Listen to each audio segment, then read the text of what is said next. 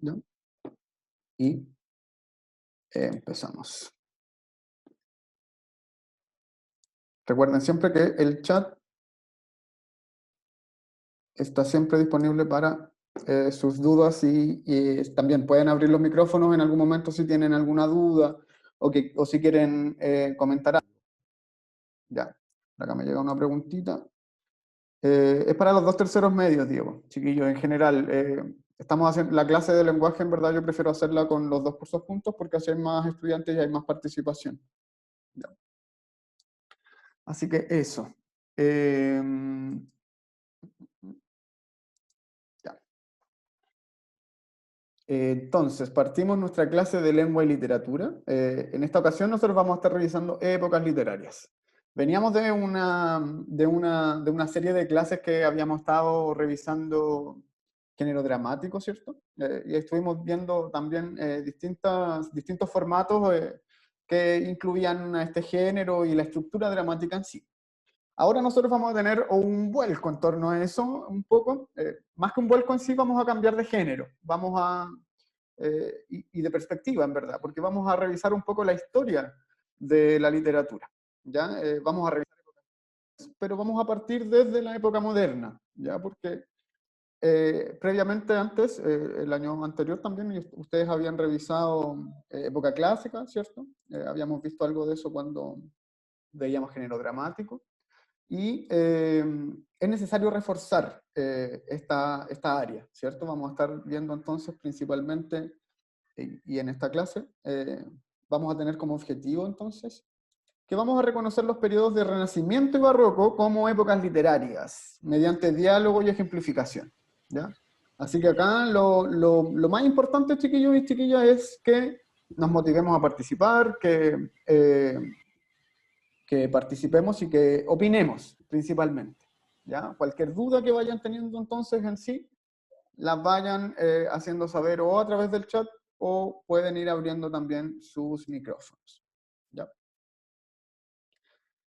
Entonces, chiquillos y chiquillas, sí me gustaría abrir la conversación con esta información, ¿cierto? Para que nosotros tengamos un poco de contexto. Recordemos siempre que el contexto para poder entender toda la información siempre va a ser vital. Nada puede estar nunca descontextualizado, ¿ya?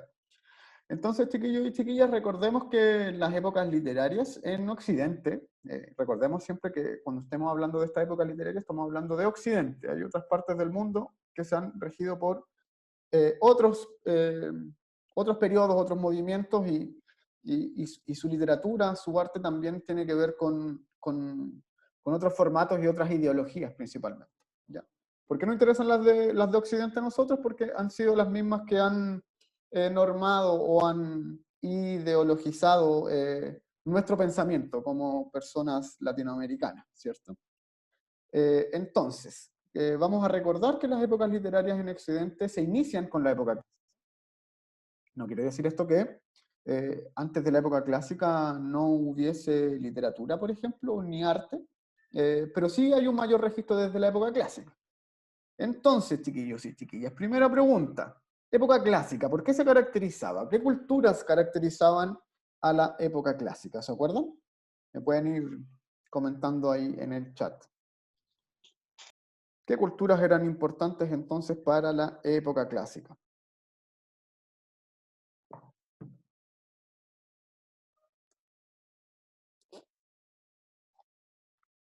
Pensemos, recordemos, hay dos civilizaciones que son muy, muy importantes para entender la época clásica.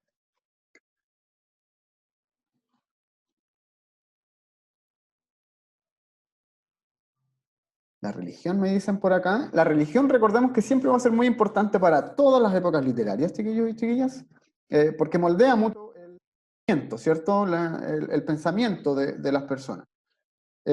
Pero en sí yo les estoy consultando, dentro de la época clásica hubieron dos culturas que fueron muy, muy importantes para que nosotros podamos comprender esta era, ¿ya? O esta etapa.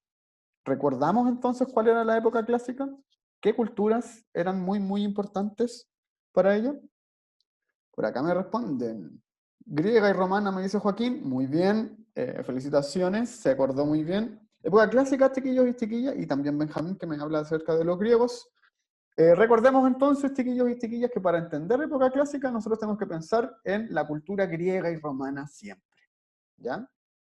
Siempre tenemos que pensar en esto porque lo que vamos a ver hoy día también va a tener que ver con esta época. Recordemos que todo esto siempre va a estar ligado, ¿ya?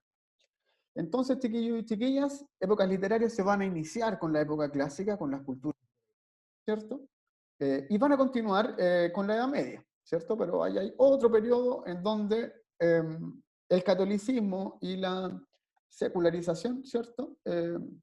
Tiene mucho, agrupa mucho el conocimiento, eh, y luego se va a dar origen entonces también, origen a la Edad Moderna, ¿cierto? En donde nosotros vamos a encontrar principalmente el Renacimiento y Barroco en una primera etapa, ¿ya? Y eso es lo que nosotros vamos a ver hoy día. Nosotros hoy día nos vamos a enfocar en el Renacimiento y en el Barroco, ¿ya? Importante que viéramos lo de la época clásica, porque nos va a hacer entender también mucho esto, ¿ya? Entonces, y ahora sí, ya para ir iniciando, tenemos estas preguntitas. En primer lugar, y vamos a ir con la primera, ¿cierto? ¿Cómo o por qué creen ustedes que se origina el Renacimiento luego de la Edad Media? ¿Creen ustedes que la Edad Media eh, cae? ¿Por qué hay otra época que surge luego, ¿cierto? ¿Por qué viene la Edad Moderna? ¿Por qué nace el Renacimiento? ¿Qué hará que eso suceda? Pueden abrir sus micrófonos igual si quieren opinar.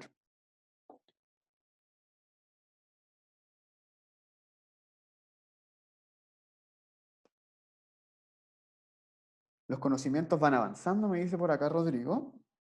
Claro, ¿cierto? Nosotros tenemos que saber que a través de la historia, ¿cierto? El conocimiento siempre va a ir progresando y siempre va a ir tomando el conocimiento previo. Por eso es súper importante que nosotros nunca nos desliguemos de las cosas que pasaron antes, ¿cierto? Porque el estado actual del conocimiento, por ejemplo, no hubiese sido posible si es que nosotros nos desligamos de los periodos anteriores, ¿cierto? O si es que no tuviéramos conciencia. Es todo un progreso y es un avance que toma el conocimiento previo, ¿cierto? Entonces el Renacimiento va a surgir también posteriormente a la Edad Media, porque, porque hay distintos hitos que van a marcar también un cambio de pensamiento, principalmente un cambio de pensamiento. Lo vamos a decir así para no complejizarlo tanto. ¿Ya? Hay un cambio de pensamiento porque el mundo empieza a cambiar y empieza a vivir un avance, un progreso en torno a la cultura, las artes y las ciencias y el saber en general que va a propiciar que eso suceda. ¿Ya? En segundo lugar, chiquillos y chiquillas, ¿por qué creen ustedes que es importante estudiar la historia de estas épocas para acercarnos a su literatura? Importante eso. Nosotros hemos hablado de repente que el conocimiento no es solo, sino que tenemos que tratar de agruparlo, ¿cierto? De concentrarlo y poder relacionarlo, que es lo más importante. Entonces, chiquillos y chiquillas, ¿por qué creen ustedes que es importante estudiar la historia de estas épocas para acercarnos a su literatura? Tienen acá más estudiantes.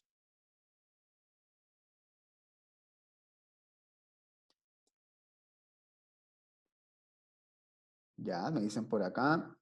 Respondan en el chat de manera abierta, chiquillos, no en privado. ¿Ya? Para que todos podamos ver las opiniones. Me dice por acá Rodrigo que esto es para entender lo que la gente pensaba en ese momento. Ya, súper importante. Súper importante que nosotros tengamos entonces una Ya, comprensión de un ya estado. entré a la casa. Perdón, chiquillos, hay un micrófono Uy, abierto. me salí.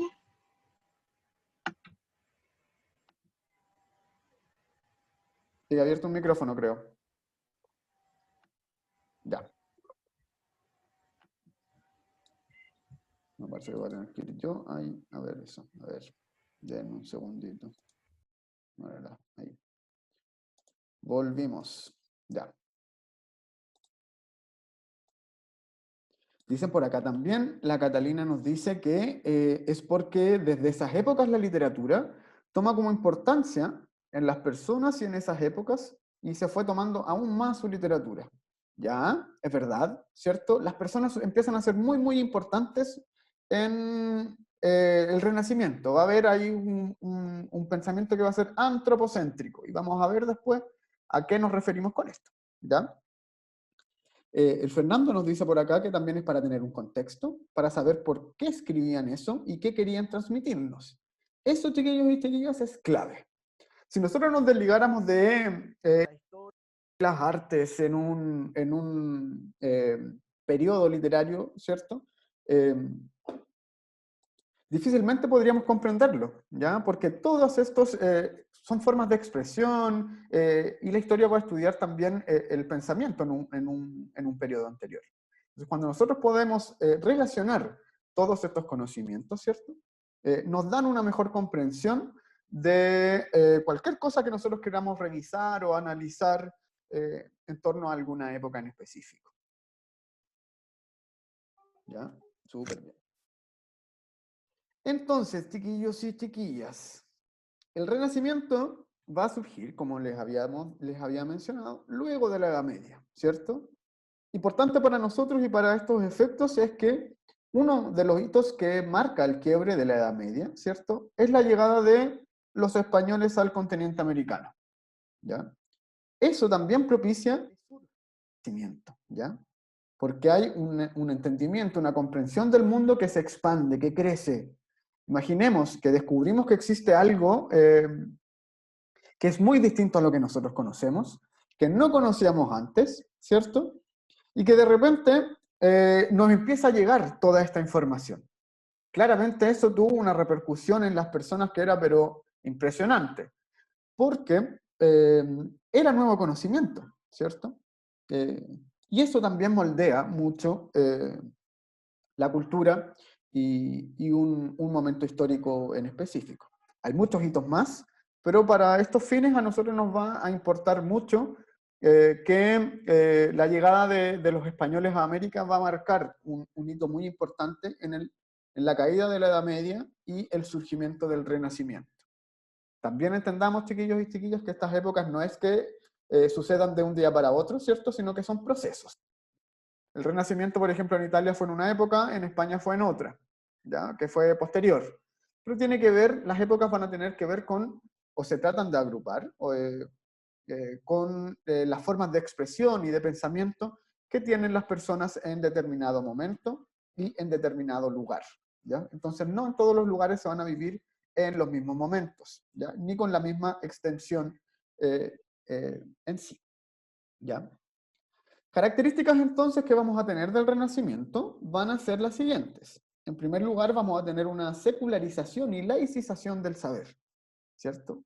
La Edad Media era profundamente católica, ¿cierto? El Renacimiento igual era profundamente católico, pero en la Edad Media el conocimiento se englobaba mucho en la religión católica. Entonces el acceso al conocimiento no era tan transversal para todas las personas, ¿cierto? Sino que estaba mucho más agrupado en la iglesia, ¿ya? Aquellas personas que podían acceder a él eran principalmente aquellas personas que estaban relacionadas a la iglesia, ¿ya? Y también, bueno, como ha sido históricamente, aquellas personas que pertenecen a la aristocracia, ¿ya? Entonces en el Renacimiento va a haber un cambio, ¿cierto? Porque hay una secularización y laicización del saber. ¿Qué quiere decir esto? Que el pensamiento es laico, no está ligado totalmente siempre a una religión, ¿ya? Entonces vuelve un poco, y esto retoma ciertos ideales de la época clásica, de cómo era en la cultura griega y romana, ¿ya? Entonces por eso para nosotros entender todo esto como un proceso es muy, muy importante. Secularización, Catalina, va a referirse a eso mismo, ¿ya? A que el conocimiento empieza a llegar más a la gente y se desliga un poco de la iglesia, ¿ya? También va a haber un antropocentrismo y humanismo muy latente en esta época, ¿ya? Si el pensamiento era totalmente teocéntrico en la Edad Media, en el Renacimiento empieza a ser antropocéntrico. No quiere decir esto que la religión deje de importar, pero sí que hay una mirada mucho más importante y que le da mucho más valor también al ser humano, ¿ya? Pensemos, por ejemplo, que en la Edad Media, por ejemplo, habían muchos libros que nosotros no sabemos quién los escribió. El poema de Mio Cid, por ejemplo, gran libro eh, en lengua española, primer libro en lengua española, ¿cierto? Nosotros no sabemos quién lo escribió, es anónimo. Entonces, si nosotros nos preguntamos por qué es anónimo, ¿cierto? Es porque las personas no tenían tanta, no se le daba tanta relevancia al individuo en sí, ¿ya? Sino que las obras eran creadas, se tenía un pensamiento que decía muchas veces que podía crear algo porque Dios le daba ese poder. Entonces no era creación humana, sino que tenía mucho que ver con una creación divina, porque era Dios quien daba el poder creador a las personas que podían crear estas obras, ¿ya? Entonces, en el Renacimiento hay un vuelco en torno a esto, y el antropocentrismo también hace que las obras en sí también haga que se veneren a muchos artistas. O sea, aquí vamos a tener a personajes que van a ser muy, muy importantes para entender el Renacimiento. Y que los vamos a ir viendo a continuación. Ya. También hay una revaloración de la época clásica, como les había mencionado. Los griegos y romanos vuelven a tener mucha, mucha importancia, ¿cierto?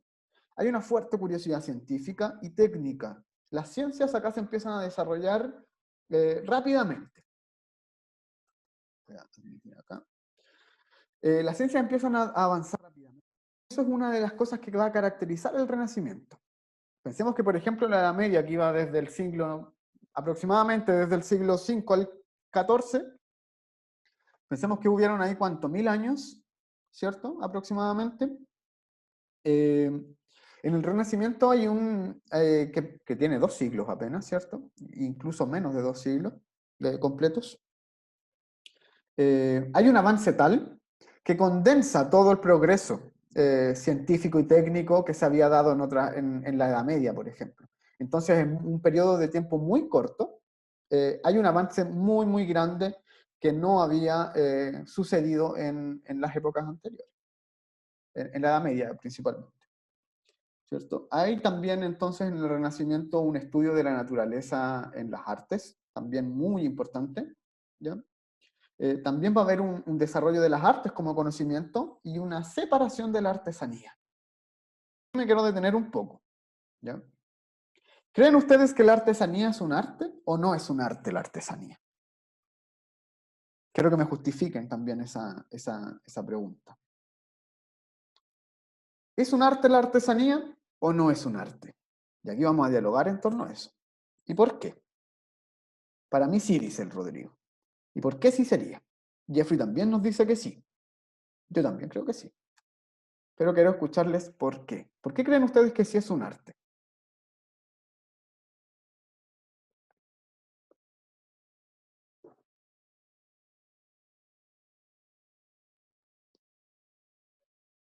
¿A alguien se le ocurre?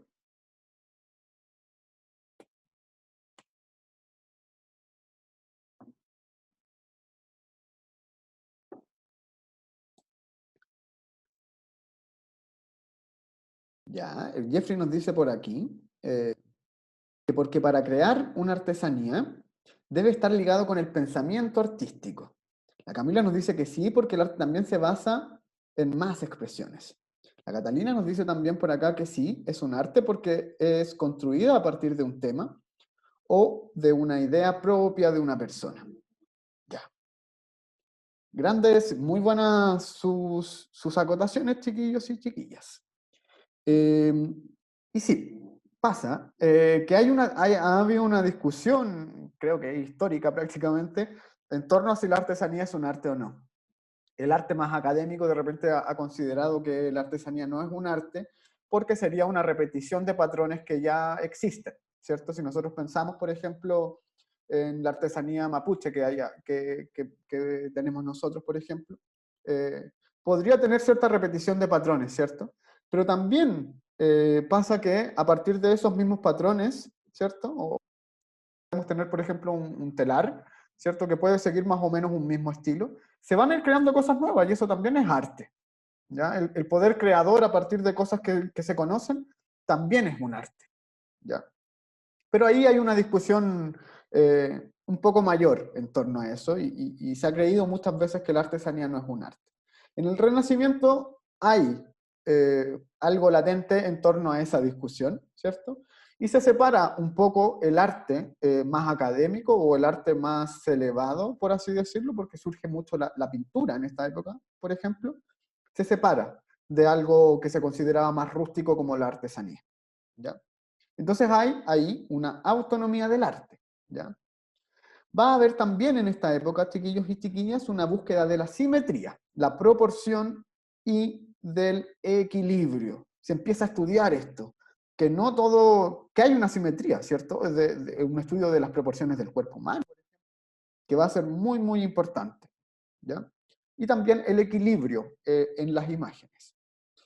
También va a haber algo que va a ser muy importante, va a ser la práctica del mecenazgo, ¿cierto? Un florecimiento, y eso va a propiciar un florecimiento artístico. ¿Saben ustedes qué es el mecenazgo o qué es un mecenas? Porque estas palabras de repente son un poco complejas. ¿Alguien sabe qué es un mecenas? Me dicen por acá que no.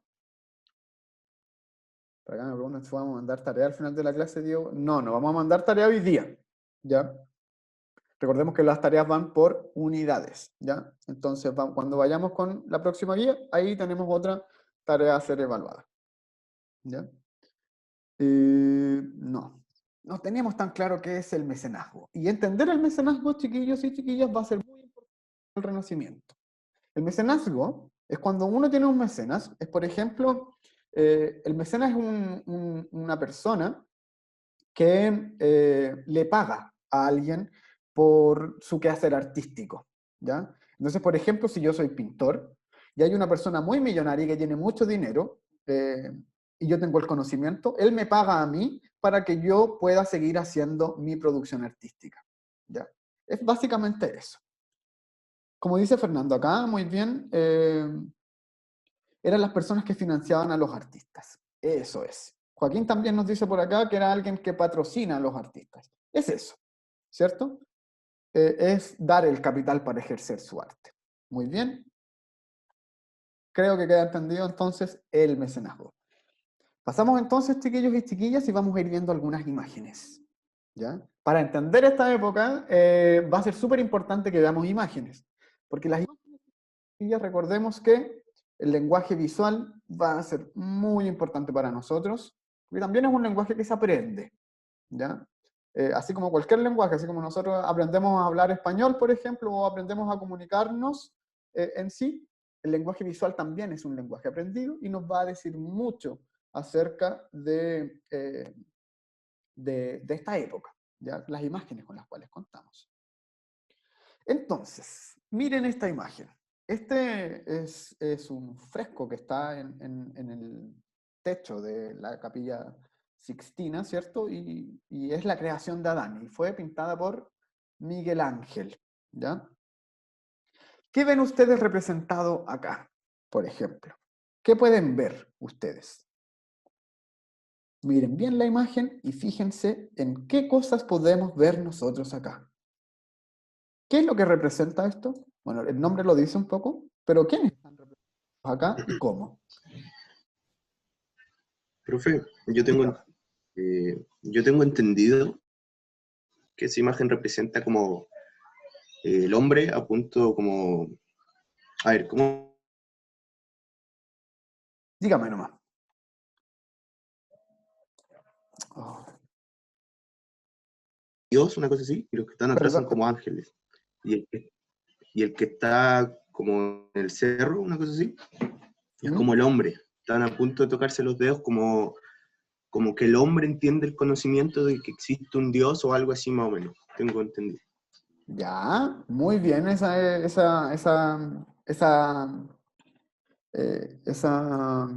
ese análisis acerca de esta imagen, ¿cierto? Disculpen que ya a mí se me cortó un poco la comunicación porque tengo un problemilla ahí con el internet.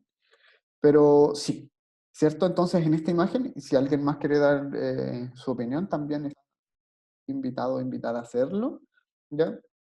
Tenemos nosotros acá a Adán, ¿cierto? Y tenemos nosotros acá a Dios, ¿cierto? Entonces tenemos la creación divina de Adán. Acá tenemos a nosotros los ángeles rodeando a Dios. Pero, chiquillos y chiquillas, pensemos nosotros, para nosotros es súper común ver imágenes, ¿cierto? Nosotros tomamos una revista, tomamos el celular, vemos imágenes en cualquier parte, porque para nosotros es súper común. Pero para la gente en esta época no era tan común, ¿cierto? No habían revistas, no había una imprenta tampoco que hiciera, que pudiera facilitar tampoco el acceso a textos o a imágenes de manera eh, más masiva, ¿cierto? Entonces, ¿qué pasaba? Que las grandes imágenes quizás en esta época estaban principalmente, empezaron a estar en las iglesias, ¿cierto? Entonces la gente cuando llegaba, se veía una imagen, quedaba pero impactada, porque no era algo que fuera usual, ¿cierto? Las iglesias entonces, ¿qué hicieron? Empezaron a pintar todos estos pasajes bíblicos, ¿cierto? La creación de Adán entonces también va a tener que ver con eso. Otra cosa muy importante acá es que nosotros veamos a Dios, ¿cierto?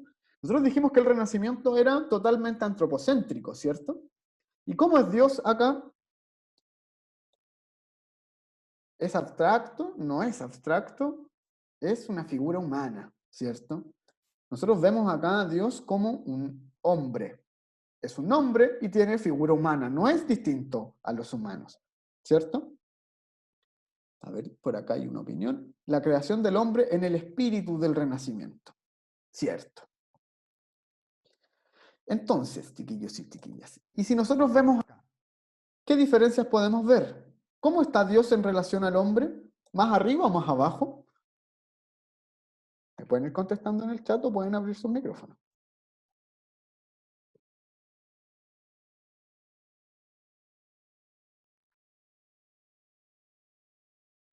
¿Cómo está Dios entonces? ¿En una posición más arriba o más abajo que el hombre?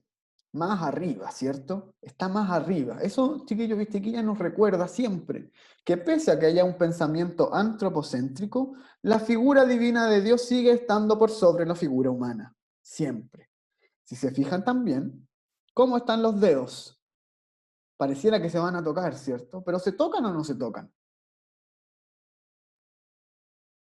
¿Qué creen ustedes? Bueno, ahí se ve claramente, ¿cierto? Los dedos entonces no se llegan a tocar porque el hombre nunca puede llegar a Dios, pero está cada vez más cerca. Eso también va a ir moldeando, va a ir mostrando cómo es el pensamiento de la época para que la podamos comprender. ¿Ya? Importante también, la desnudez del ser humano frente a Dios que está con ropa, ¿cierto? Dios está vestido, no está mostrando su cuerpo. Hubiera sido pero muy polémico mostrar a un Dios desnudo, claramente, ¿cierto? Pero Adán, humano, lo muestran desnudo, ¿cierto? Incluso los ángeles que nosotros vemos acá están, no están con ropa, ¿cierto? Profe, Dígame. en esa época no era como tabú, o sea, que hicieran una pintura así como mostrando el cuerpo, Sí, era totalmente tabú y se los quería porque es como raro que hayan hecho esa imagen. O sea, totalmente. ese, Sí, era súper polémico. O sea, pensemos que ya la pintura no era algo común, menos aún cuerpos desnudos. Entonces era muy, muy, muy polémico. Y se los quería mostrar, eso, perdón, con esta pintura, que también es del Renacimiento, eh, y es el nacimiento de Venus de Botticelli. Es él, no en, perdón, ahí yo me tuve un lapsus en la diapositiva. El nacimiento de Venus Valentina, por ejemplo, así como mencionabas tú, fue una pintura muy polémica porque mostraba el desnudo de una mujer. Ya mostraba una mujer desnuda, muy conocida de hecho, eh, y fue muy, muy polémico, ¿cierto? ¿Recuerdan ustedes quién era Venus? ¿Quién era Venus?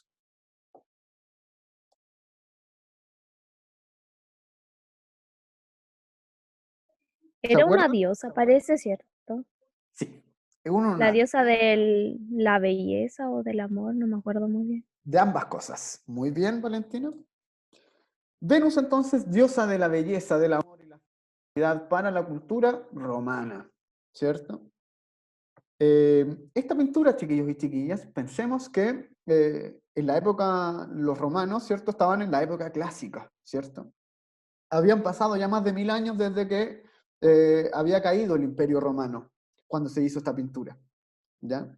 Entonces, pintar algo que fuera un mito para el pensamiento de la época era algo súper pagano, era casi mal visto.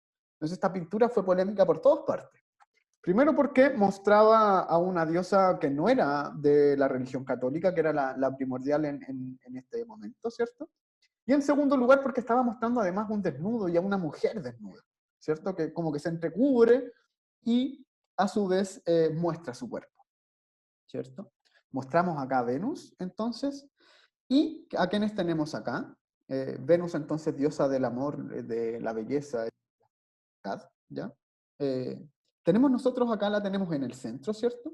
Y en estas otras partes también la tenemos a ella, ¿ya? Tenemos en esta parte que, si ustedes se fijan acá, esto es mar, ¿cierto? Tenemos acá una parte de Venus que está en la Tierra, tenemos a otra que nace de esta concha, ¿cierto? Que está en el mar, y tenemos a otra que está volando y que está siendo llevada hacia lo alto, ¿ya? ¿Qué puede representar eso? Si tenemos nosotros acá una en la Tierra, otra en el mar, y tenemos otra hacia, yendo hacia lo alto. ¿Qué se les ocurre a ustedes? ¿Qué puede representar esto?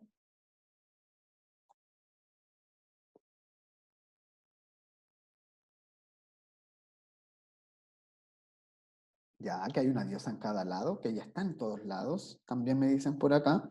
Ya, Profe, puede ser que también ella como que tenía poder en la tierra, en el mar y en el ya. cielo. Tiene mucho que ver con eso y con todo lo que ustedes me están mencionando. ¿Ya?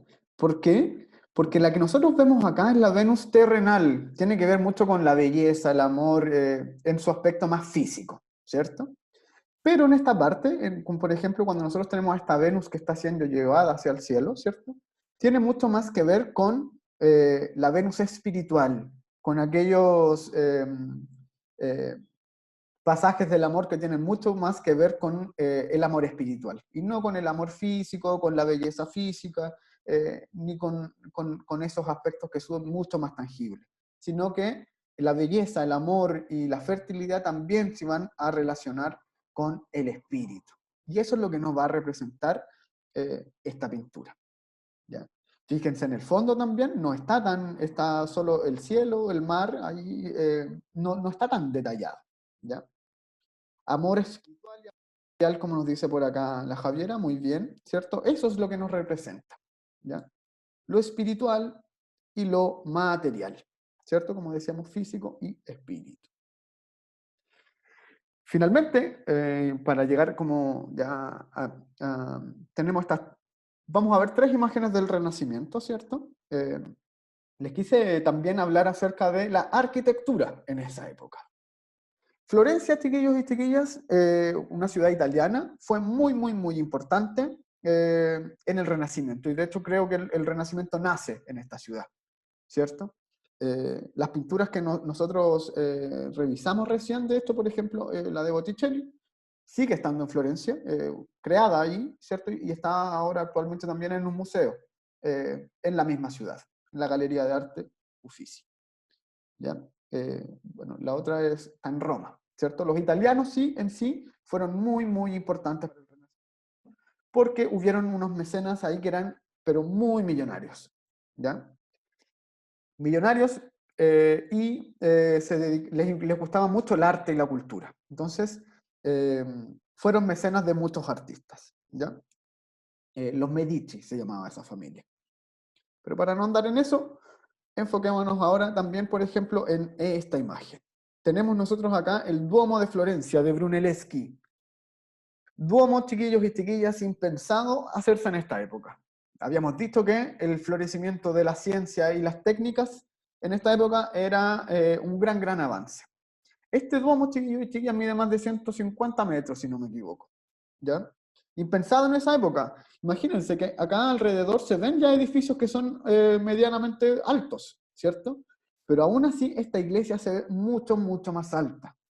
En esa época, chiquillos y chiquillas, era impensado hacer un duomo de una cúpula, digámoslo así, de tamaño. Por el peso que tenía, por los materiales que habían en esa época, y porque las cúpulas en esa época o la altura se les daba solamente con unos andamios que eran de madera. Entonces se podían caer fácilmente y jamás iban a soportar el peso que tenía esta cúpula.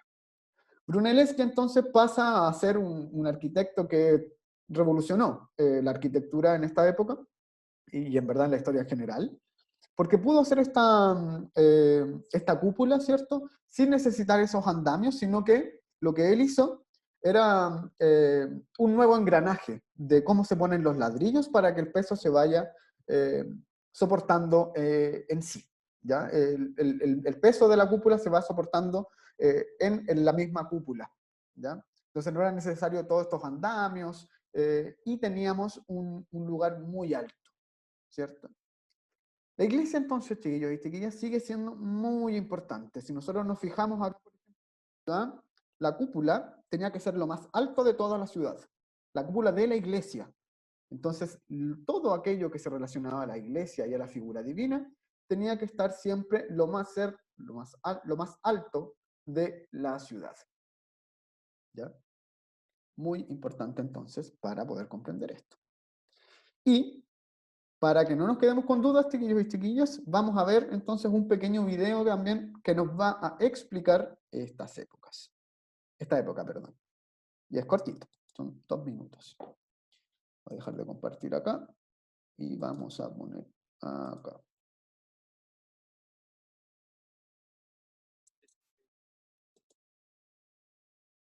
¿Se ve bien ahí o no? Si me pueden comentar antes de que le dé play.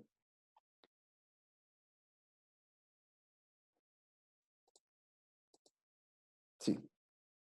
Ya.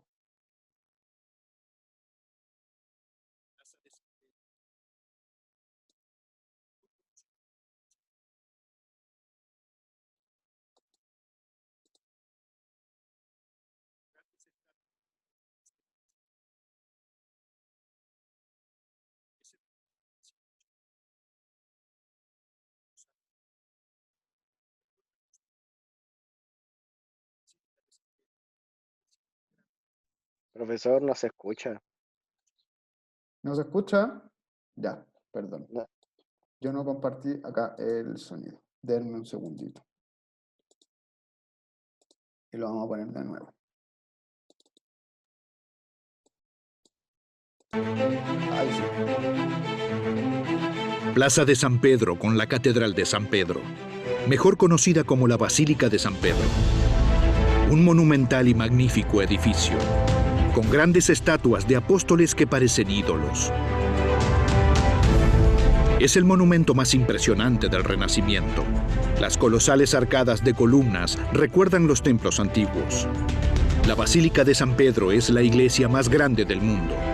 Tan solo algunas pocas generaciones antes de su tiempo hubiese sido imposible construir un edificio así. Nadie hubiese podido planear y organizar el trabajo. Nadie tenía los conocimientos necesarios de matemáticas, física, estática.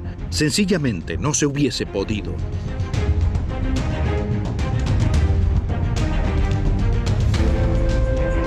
Entonces, a mediados del siglo XVI, los artistas y los eruditos ganaron protagonismo. Había llegado el Renacimiento.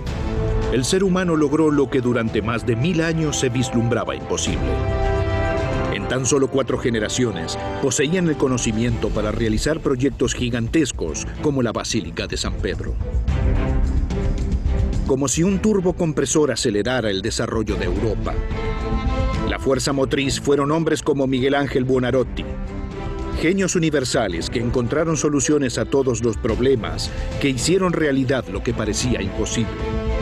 Su obra tiene efecto hasta el presente. Pero ¿cuál es su secreto? El secreto de una época en la que el mundo pareció cambiar. El del Renacimiento.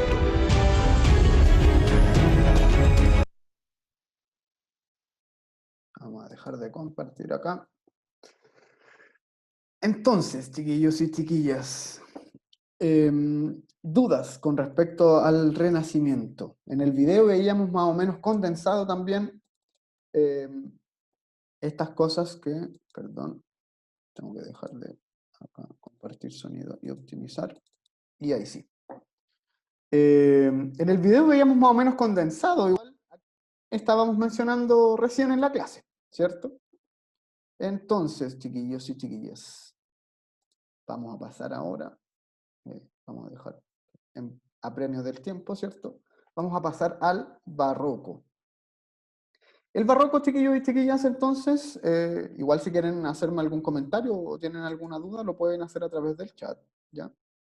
Va a ser entonces el barroco el periodo inmediatamente posterior al Renacimiento, ¿ya?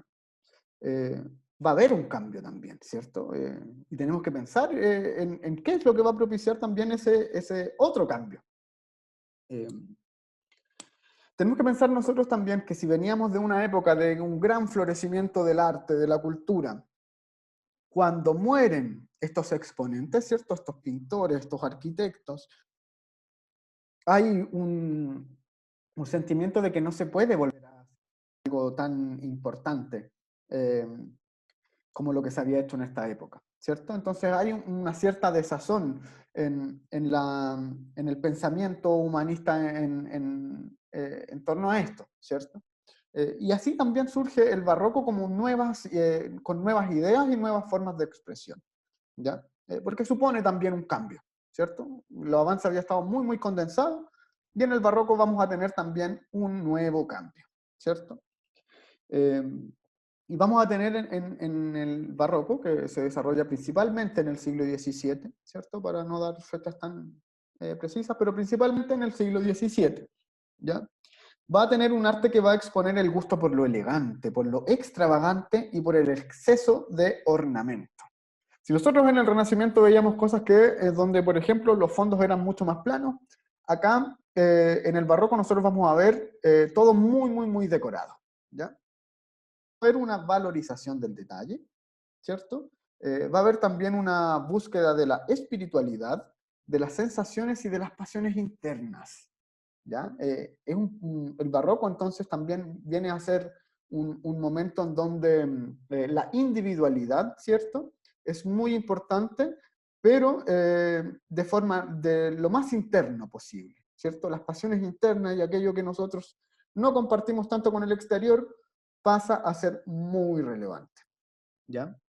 En el barroco entonces también va a haber un fuerte dualismo y contradicción. ¿A qué se refiere esto? Y va directamente relacionado al punto posterior, que es el contraste entre luces y sombra, ¿ya? Hay un fuerte contraste, ¿cierto?, en todas las formas de expresión que se van a dar en esta época, ¿ya? ¿Cómo? Nosotros lo podemos ver materializado en una pintura, el juego que se hace con la luz y la sombra. Va a ser muy relevante. Hay también un sentido del movimiento, ¿cierto? También va a haber, y va a ser muy importante, que en esta época se desarrolla una profunda oscuridad, complejidad, pero también sensualismo. La sensualidad pasa también a ser muy, muy importante, ¿ya? En el Renacimiento ya veíamos que así lo era, pero en el Barroco con aún más poder, ¿cierto? Y en literatura va a haber un profundo cultismo y conceptismo, ¿ya? Que tiene que ver también con el surgimiento de nuevas ideas y de nuevos conceptos. Ya. En sí, entonces, ya pasando a ver estas imágenes, ¿cierto? Una de las grandes obras, y aquí vamos a ver una escultura, ya no pinturas ni arquitectura, tenemos una escultura clásica del barroco. El Éxtasis de Santa Teresa, y es de Bernini. Los italianos parece que fueron muy, muy importantes en esta época, y así fue, ¿ya? ¿Qué vemos nosotros acá? ¿Se fijan ustedes? ¿Quién es qué representa esta figura que nosotros vemos en esta parte? Fíjense en sus detalles. Tiene alas y tiene acá una flecha. ¿Quién puede ser entonces? un ángel, Cupido, ¿cierto? Es Cupido quien viene acá, entonces, como muy bien dicen ustedes, se dieron cuenta al tiro, ¿están? Muy bien. Tenemos a Cupido, entonces, que va a flechar a Santa Teresa. ¿Y cómo es su rostro? Su rostro, chiquillos y chiquillas, causó así, pero fue muy, muy polémico esta escultura. ¿Por qué creen ustedes que puede haber sido polémica esta escultura? Fíjense en el rostro de Santa Teresa. Ella está como excitado, ¿cierto? Y sí, por cómo la representaron, dicen por acá. Súper bien, ¿cierto? Si ustedes se fijan en el rostro de Santa Teresa, y como habíamos dicho que la sensualidad, por ejemplo, el erotismo empiezan a tener mucha relevancia en esta época, ¿cierto? Si ustedes se fijan en el rostro de Santa Teresa, muchas veces se ha pensado incluso que es una cara que es orgásmica, prácticamente, ¿cierto?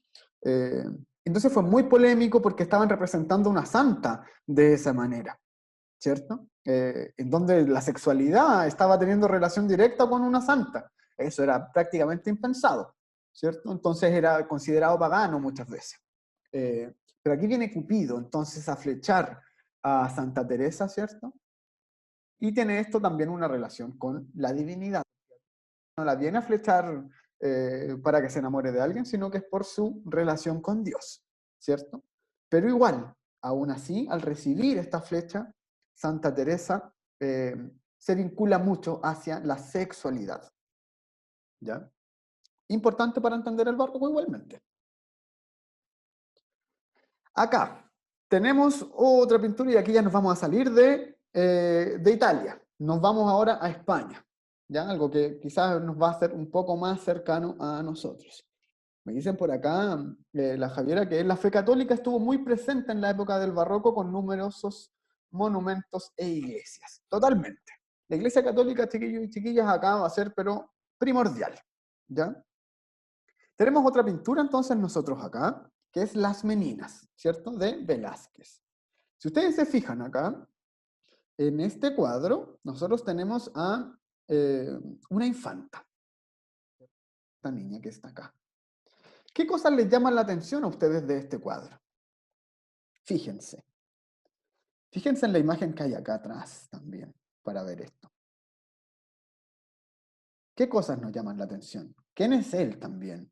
¿Y qué está haciendo acá? ¿Ya? ¿Su vestimenta?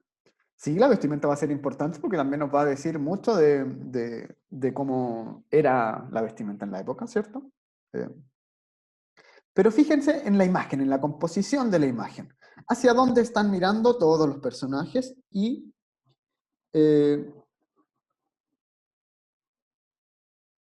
está haciendo una pintura, dicen por acá. Puede ser que la está dibujando a ellas. Está siendo preparada para ser pintada. ¿Ya? Acá hay diversas teorías, chiquillos y chiquillas. Ni siquiera algunas están tan claras. ¿Ya? Están muy bien, de hecho ustedes van muy en la línea de una de las teorías, en donde nosotros en un primer plano, que es este primer plano que está acá, vemos a esta infanta entonces con sus, que son, las meninas son como las sirvientas, niñas sirvientas de esta infanta, ¿cierto? El que está acá es el propio Diego de Velázquez, ¿ya? El que está aquí, y está pintando un cuadro, así como dijeron ustedes, ¿cierto? Pero si ustedes se fijan acá, ¿el pintor hacia dónde está mirando?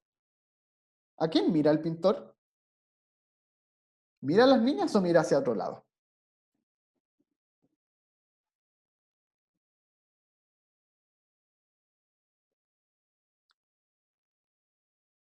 Hacia el frente, dicen por acá, a las personas que están detrás, a otro lado, ¿cierto? Eso, chiquillos y chiquillas, es una de las cosas que cambia todo este cuadro. Y miren, yo puse acá otra imagen que quizás es más cerca. Si ustedes se fijan, el pintor está mirando hacia acá, ¿cierto? Hacia el otro lado. ¿Y quiénes están acá? Esto es un espejo. ¿Ya? Entonces, ¿qué puede estar representando esto? ¿Pueden ver ustedes eso? ¿Qué puede estar representando entonces? Si nosotros tenemos un espejo y él está mirando hacia allá, ¿a quién está pintando?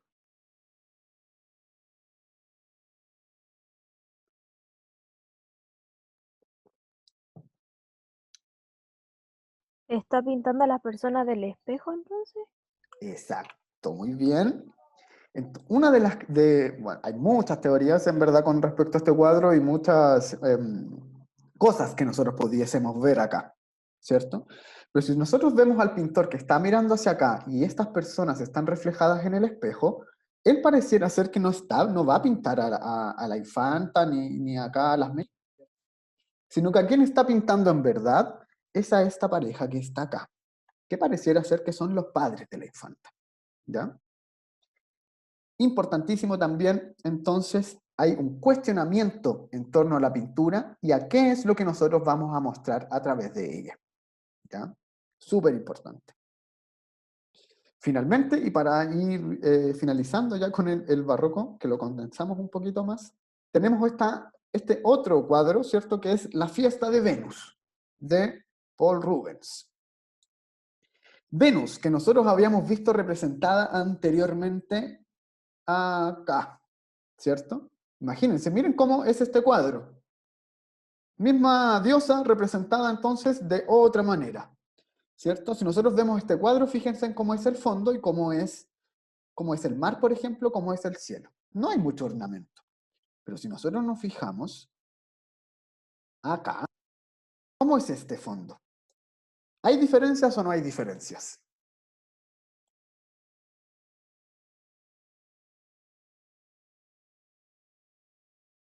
¿Qué diferencias podemos ver nosotros, por ejemplo, en el tipo de pintura? No en lo que se está representando. Después vamos a ver más o menos qué es lo que se representa acá.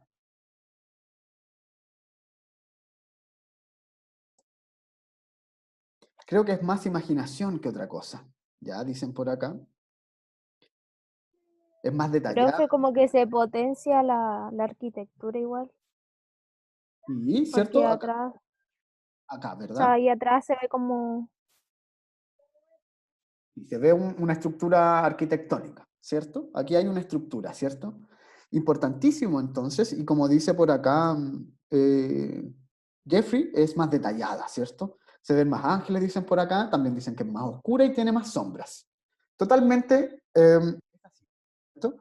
Como decíamos en el barroco, entonces, la luz y la sombra van a ser muy importantes. Si ustedes se fijan, por ejemplo, la luz acá está en este espacio, ¿cierto? Esta parte de acá es más oscura y esta parte de acá es mucho más oscura. En los cuadros del Renacimiento eso no tenía tanta relevancia, ¿cierto? Y también es mucho más detallada, es mucho más ornamentada, ¿cierto? También se ve el amor, creo, en la esquina izquierda, totalmente. Y ahí vamos a llegar a qué es lo que representa este cuadro. Este cuadro entonces es la fiesta de Venus. Nosotros recordemos, ¿se acuerdan que el teatro surgía porque se celebraba al dios Dionisio, ¿cierto? Todos los dioses entonces tenían sus fiestas, ¿cierto? La diosa Venus entonces también tenía su fiesta, ¿cierto? En donde las personas la veneraban, ¿cierto? ¿Y qué pasaba en esta fiesta? Que era prácticamente un ritual. Acá lo que se representa más o menos es la libertad del cuerpo, del amor y la sensualidad, ¿cierto? Habíamos dicho que para el barroco iba a ser muy, muy importante la sensualidad, ¿cierto? Entonces el cuerpo se empieza a mostrar mucho más en imágenes y también la sexualidad, ¿ya? Entonces va a tener también cabida con todo esto. Y en el centro nosotros acá vemos la representación de la diosa Venus, ¿ya? Vamos a saltarnos ese videito y después se los vamos a mostrar, porque me interesa que podamos hacer esta síntesis porque va a tener el nexo directo con la próxima clase, ¿ya? Entonces, Renacimiento y Barroco, chiquillos y chiquillas, van a ser muy importantes porque nosotros tenemos que entender su pensamiento, ¿cierto? Vamos a entender cómo nace uno, cómo nace otro, y también cómo se entrelazan en sí con otras, y también entre ellas, ¿ya? Entre las dos, pero también con la Edad Media y con la época clásica sobre todo, ¿ya?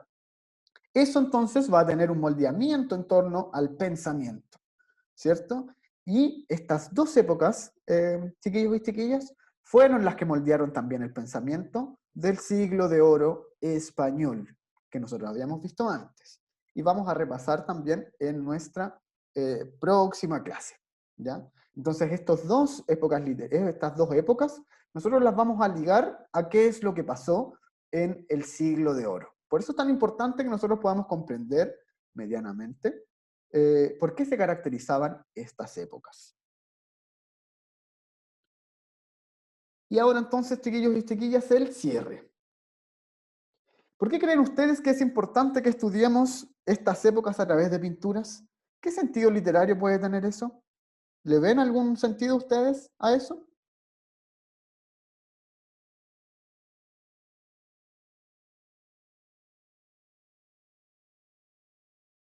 Pensemos. Dense su tiempo también para poder pensar esa respuesta. ¿Por qué estudiamos nosotros esto a través de pinturas si estamos en la clase de lenguaje, por ejemplo?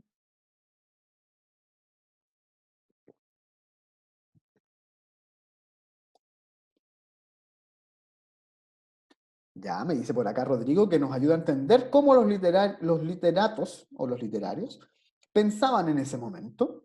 Súper bien. Para ver cómo se expresaban sobre lo que pensaban, dice La Paz. La Camila nos dice que es porque era un tipo de expresión, ¿cierto? Vamos a tener distintos tipos de expresión, ¿cierto?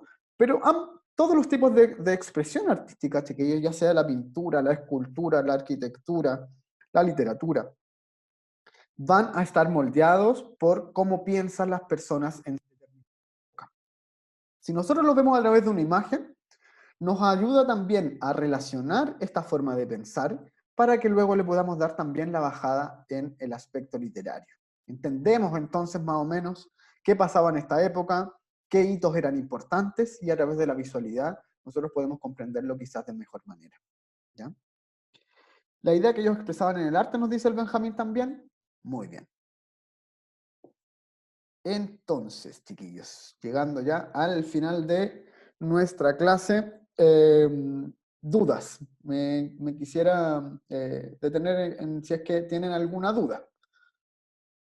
Ya Fernando nos dio también una opinión por acá y dice, creo que primero que todo para poder entender sus significados, pensamientos, expresión de los artistas y también para poder ver cómo el pensamiento artístico y literario del ser humano ha evolucionado hasta llegar a la actualidad y cómo ha podido llegar a...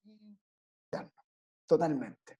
Eso, chiquillos y chiquillas, entonces esta reflexión también del compañero nos ayuda a entender cómo nosotros, viendo épocas pasadas, formas de expresión, historia, podemos entender también mucho mejor el presente en cuanto a realidad y también a expresiones artísticas. ¿Ya? Muy bien. ¿Dudas entonces, chiquillos y chiquillas? Vamos a dejar de compartir acá. La profe, oiga, Dígame. es que le quiero preguntar, ¿por qué los hombres ellos podían mostrar el pene o algo así? Y las mujeres eran como más, como Más usted decía, como más tapadas. trágicas, así que, claro, Sí, no. ¿cierto? Miren, vamos a ir a volver a ver estas imágenes. Dame un segundo.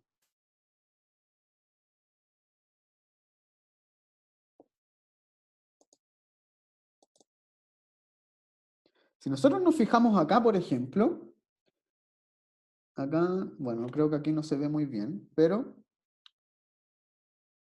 por ejemplo, ¿cómo está acá Venus, ¿cierto? La mujer, tapándose, ¿cierto? Solo se le ve un seno.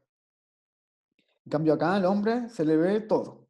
Muy minúsculo si lo hacen, que también tenía que ver con la representación de la realidad, porque no podían hacer penes o falos tan grandes, porque no era la idea que eso causara impresión en la gente, sino que el cuerpo, el resto del cuerpo tenía que ser más importante, ¿cierto? Profe, como que en el barroco como que se potencia más lo que estaba haciendo, o sea, pasaba en el Renacimiento, ¿cierto? Claro, es una evolución de lo mismo y lleva un erotismo mucho mayor, ¿cierto? Pero es verdad, como decía la Camila recién, en el Renacimiento y el Barroco, figura femenina, chiquillos y chiquillas, también tiende a taparse mucho más. Porque se cree, como el pensamiento católico también se cree que las mujeres como que incitan hacia la sexualidad al hombre. Entonces no podían tener estas imágenes en las murallas porque prácticamente era como que toda la gente se fuera a excitar, ¿cierto? Entonces las pintaban mucho más tapadas. Y bueno, el pensamiento de la época igualmente. Eso, chiquillos y chiquillas. ¿Alguna duda más? Siempre han sido de mentes cerradas. ¿Estamos cambiando? Sí, al menos. ¿O no? Ya. Veo que parece que no hay más dudas. Voy a dejar de grabar acá.